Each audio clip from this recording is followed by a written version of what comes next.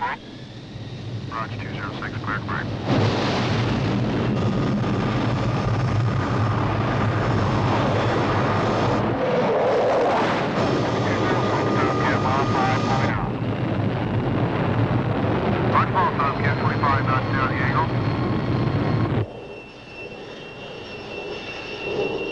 Watch your line up.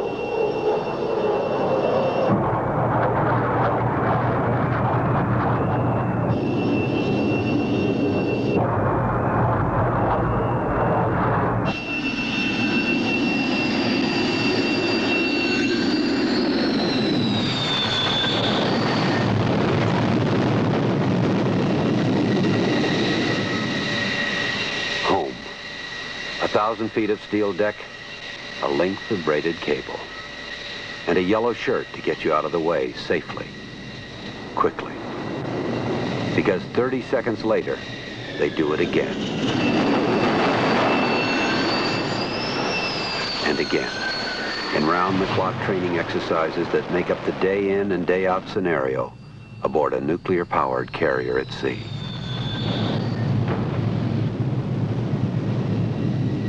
"17 stories from superstructure to engine room, with a population of more than 6,000 specialists who run this city and manage its air wing of some 90 aircraft.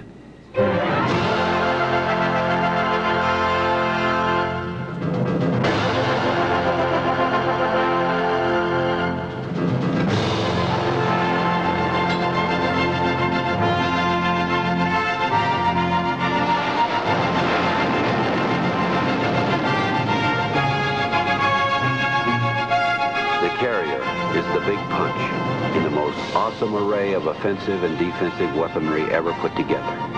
The United States Navy Battle Group.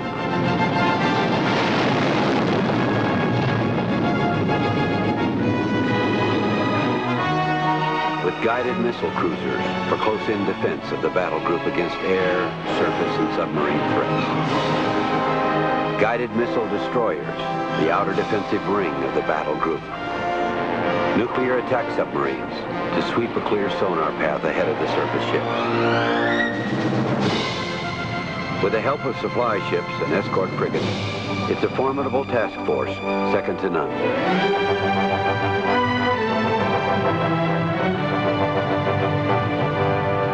At the heart of it all, the 90,000-ton Supercarrier. Nuclear-powered for unmatched operational flexibility, sustained high speed and maneuverability with enough fuel for 13 years at sea.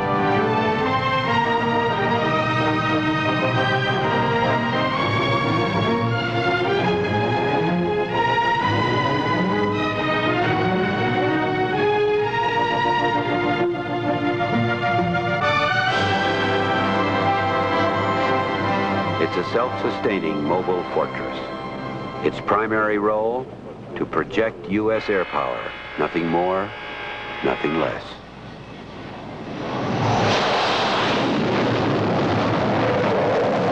Aboard the carrier, a strategic mix of aircraft to counter the full spectrum of air, surface, subsurface, and land-based threats. 2 squadrons of F-14 Tomcats with the speed and firepower to intercept hostile aircraft and missiles hundreds of miles from the carrier.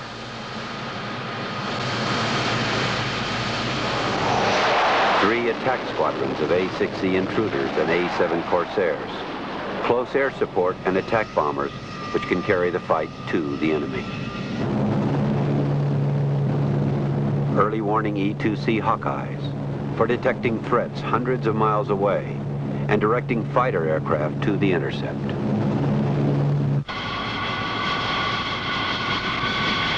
For anti-submarine operations, the long-range S-3 Viking carries a variety of sensors as well as torpedoes and sonobuoys.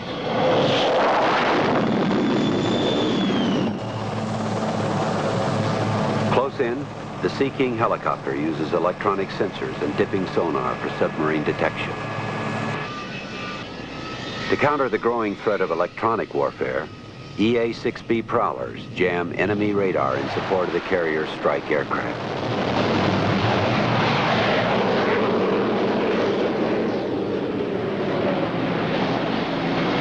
And finally, a utility transport moves men and supplies on and off the ship. It's always welcome, because it also picks up and delivers the mail.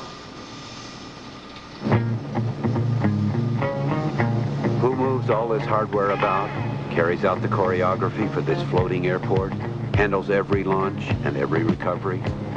Young men, for the most part. The average age of the deck crew is less than 20. The flight deck is a hard school, unforgiving and unrelenting.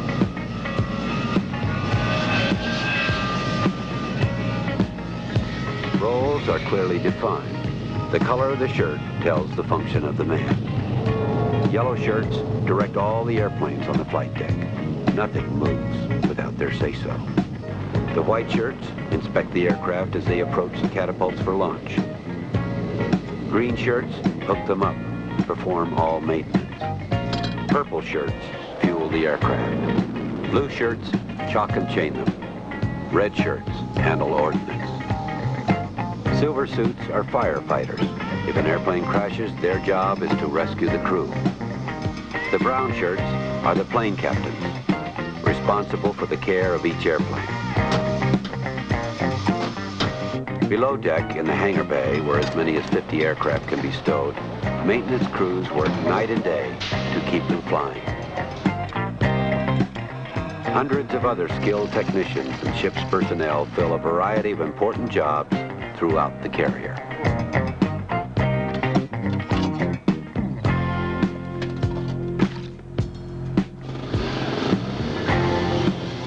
For everyone aboard the carrier, each day is a day of practice, a day of training. All right, gents, this is it. Got a job to do. To the carrier's air crews, being prepared means flying at least once a day, sometimes twice. The missions: practice radar intercepts, air-to-air combat, strafing towed targets, bombing land targets, practice anti-sub operations, practice, practice, practice. No matter what the missions, the aircraft that carry them out are a tough breed. Launched from steam-powered catapults, yanked off the deck in a couple of 100 feet.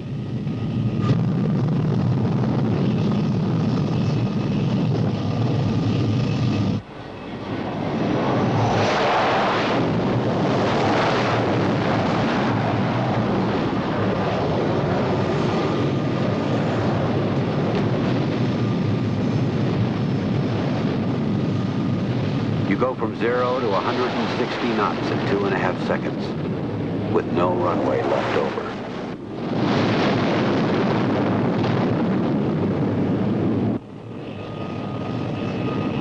Although this may be practice, they play it for real here, and they play to win. This day, A-6 intruders, carrying a bomb load second only to the B-52, are headed for a tank farm 100 miles inland. Accompanying them, an EA-6B Prowler. His job, jam the enemy radar so they can't find the intruders. Meanwhile, the E-2C Hawkeye, on patrol miles from the carrier, has picked up an unidentified bogey. The information is relayed to the ship's Combat Information Center via data link, computers talking to each other. Operating at 30,000 feet, the E-2C's radar can detect potential threats long before the ship's radar, giving the battle group the critical advantage of time. 2 F-14 fighters on station are vectored toward the bogey.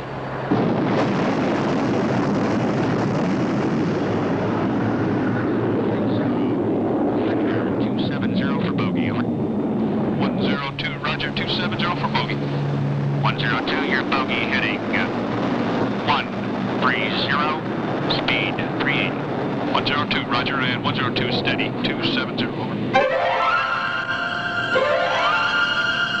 300 miles away, the diversity and flexibility of carrier air power will soon be felt in an offensive mode as the Navy bombers cross the beach on this practice mission.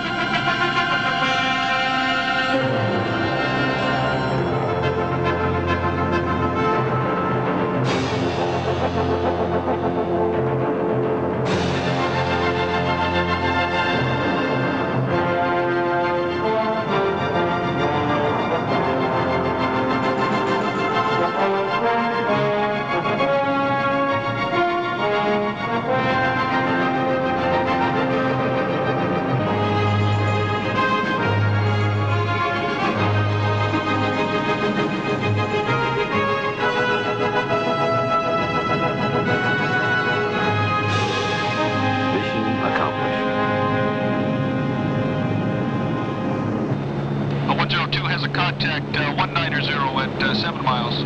That is your bogey. Roger, Judy.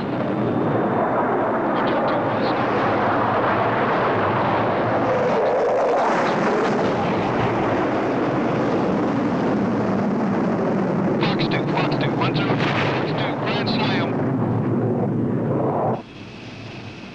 On the way back to the carrier, the F-14 will practice a refueling hookup with one of the ship's A-6 tankers.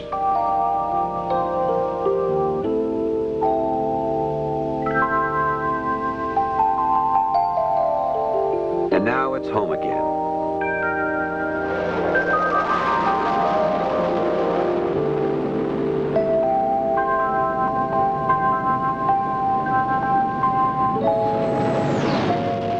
Putting 20 tons of airplane on a patch of heaving, rolling carrier deck quickens the pulse of even the most experienced pilots.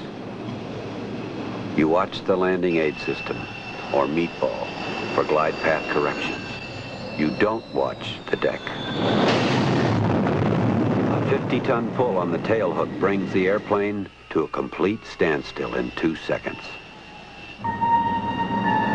At night, or in bad weather, it's even tougher. From about 10 miles out, your flight is directed by the Carrier Air Traffic Control Center. As you near the carrier, you're looking for a pattern of light about 3/4 of a mile ahead to set up your approach. If you hit a gust of wind, the airplane will climb or descend on you, and you've got to make a glide slope correction or go around again. Sometimes it's so black you have absolutely no reference, no depth of perception. It's as if you're in an endless tunnel, groping for daylight, until you suddenly hit the deck.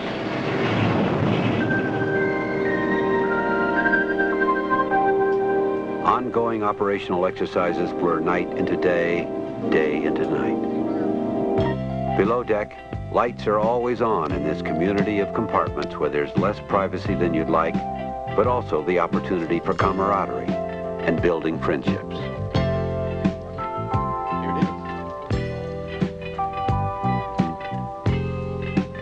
12-hour shifts allow little time to be bored. There are appointments to keep, things to take care of.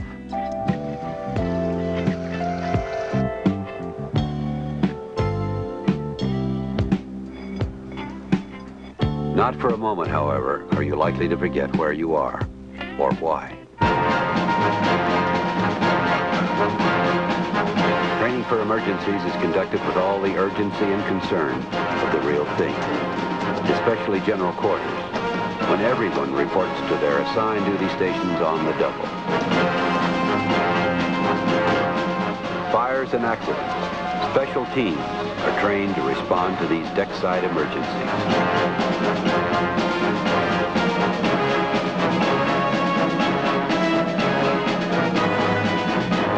Everyone on deck helps during emergency landings, erecting a barricade of nylon webbing that can stop a disabled airplane at 140 knots. Nothing is held back during these drills because there's always a possibility that this time it isn't just a drill.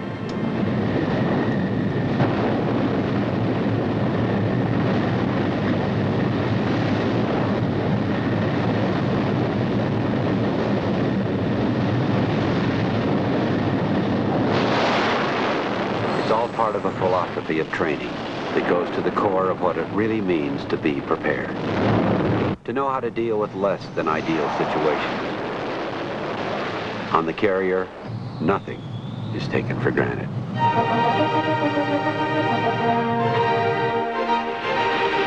Thus, we maintain a vigilance on 3 oceans. With the carrier battle group, the first line of defense. A guarantee of open sea lanes around the world.